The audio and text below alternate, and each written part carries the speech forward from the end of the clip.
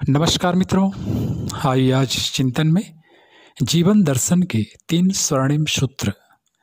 हेरफील्ड प्रसिद्ध मनोवैज्ञानिक रूप में प्रख्यात है। जीवन को सुखी, समुन्नत, आनंदमय, शांति एवं संतोष युक्त बनाने के लिए उन्होंने 3 अमूल्य सूत्र बताए हैं, जो हर व्यक्ति के लिए हर परिस्थितियों में उपयोगी हैं। जो जीवन दर्शन के 3 सारभूत सिद्धांत समझे जा सकते हैं।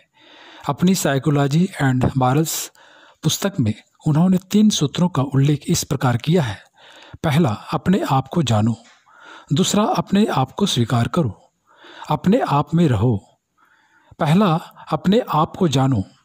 अपने को जानने का अर्थ है अपनी सत्ता से सुपरिचित होना।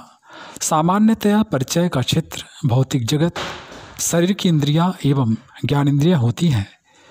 प्रत्यक्ष शरीर दिखता है, इसलिए समझा जाता है कि शरीर ही सब कुछ है और अपनी सत्ता भी शरीर तक ही है। अस्तु शरीर को ही सब कुछ मानने एवं बोध का क्षेत्र इंद्रियों तक ही सीमित रह जाने के कारण उनकी सीमित शक्ति का लाभ मिल पाता है। अधिकांश व्यक्तियों का जीवन क्रम इस मान्यता के इर्द गिर्द ही घूमता एवं लुढ़कता रहता है।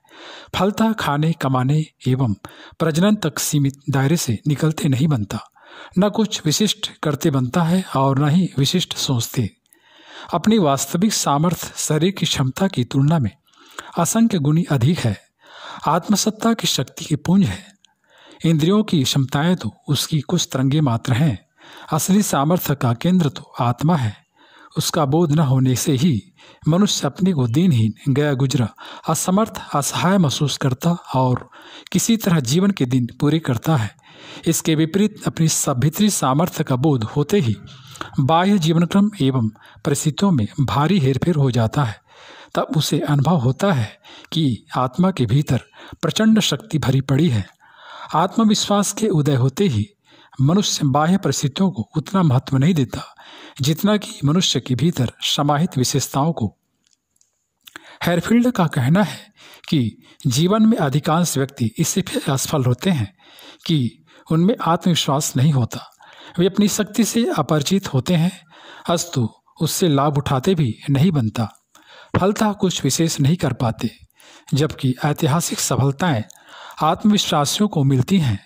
असफलताओं का रोना रोने वाले, निराशा के गर्त में डूबे व्यक्तियों के लिए हेरफील्ड के ये स्वर्णिम वाक्य सारबद्ध एवं अति उपयोगी हैं।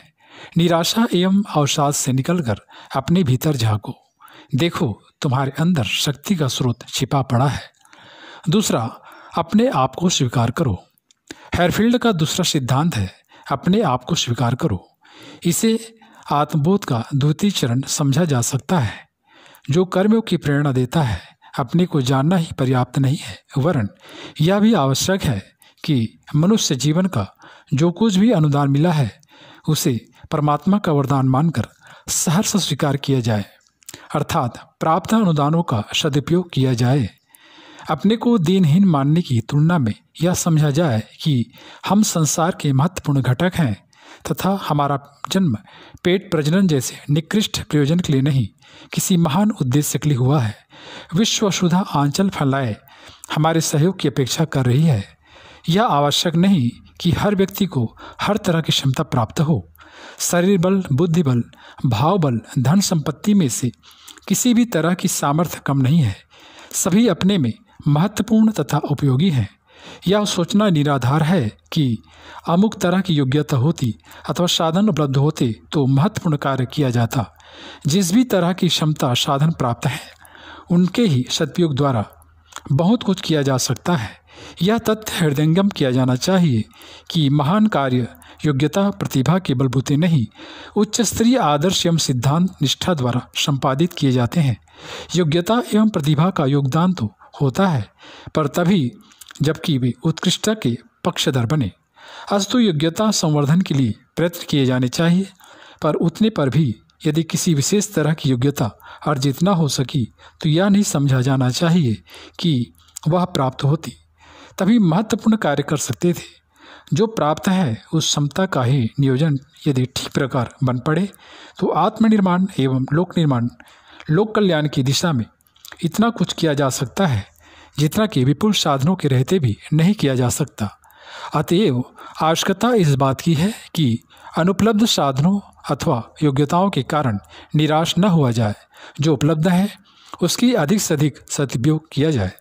महामानवों के इतिहास पर दृष्टिपात करने पर यह पता चलता है कि उनमें से अधिकांशतः विपन्न परिस्थितियों में जन्मे एवं पले थे। योग्यता एवं प्रतिभा की दृष्टि से भी असंख्यों उनसे आगे थे, किंतु सबको पीछे छोड़ते हुए वे आगे निकलकर महानता के उच्च शिखर पर जा पहुँचे। विचार करने पर इसका एक ही कारण नजर आता है कि उन्होंने अपने समय, श्रम एवं मनोयोग का पूरी तत्परता के साथ उपयोग किया। इसके विपरीत साधनों एवं योग्यताओं के संपन्न होते हुए भी इनका सदुपयोग न बन पाने के कारण कितने व्यक्ति सामान्य जीवनचर्या से आगे नहीं बढ़ पाते। तीसरा, अपने आप में संतुष्ट रहो। सुखी, संतुष्ट, आनंद युक्त जीवन के लिए हैडफील्ड का तीसरा संदेश है, अपने आप में संतुष्ट रहो। प्रसन्नता अप्रसन्नता का केंद्र सामान्यतः बाह्य परिस्थितियों एवं व्यक्तियों को बनाया जाता है। परिस्थितियों तथा व्यक्तियों में परिवर्तन होते रहने, उनके प्रभाव सुखप्रद अथवा दुखप्रद दोनों ही तरह के हो सकते हैं। उनके भले बुरे प्रभाव पड़ने भी स्वाभाविक हैं। दृष्टिकोण बहिर्मुखी होने से मनुष्य को असंतोष ही हाथ लगता है। उपलब्धियां हासिल होने के लिए प्रयत्नशील रहा जाए, यह ठीक है, पर अनावश्यक ललक लिप्सा तो हर दृष्टि से हानिकारक है। व्यक्ति एवं वस्तुओं के प्रति भी आसक्ति इस सीमा तक न जोड़ी जाए कि उनके न होने अथवा प्रतिकूल हो जाने पर निराशा एवं असंतोष की मना स्थिति से गुजरना पड़े। अस्तु, प्रसन्नता का केंद्र बिंदु अपनी अंतरात्मा को मानना ही श्रेयस्कर एवं सहायक है। मित्रों, जीवन दर्शन की ये 3 सिद्धांत अपने में महत्वपूर्ण प्रेरणाएं छिपाए हुए हैं, जिनका अवलंबन लेकर किन्हीं भी परिस्थितियों में अपनी मना स्थिति सुदृढ़ बनाए रखना संभव है। मन को शांत, प्रसन्नचित्त रखने एवं विकास के मार्ग पर अग्रसर होने के लिए ये सूत्र हर किसी के लिए उपयोगी एवं लाभप्रद सिद्ध हो सकते हैं।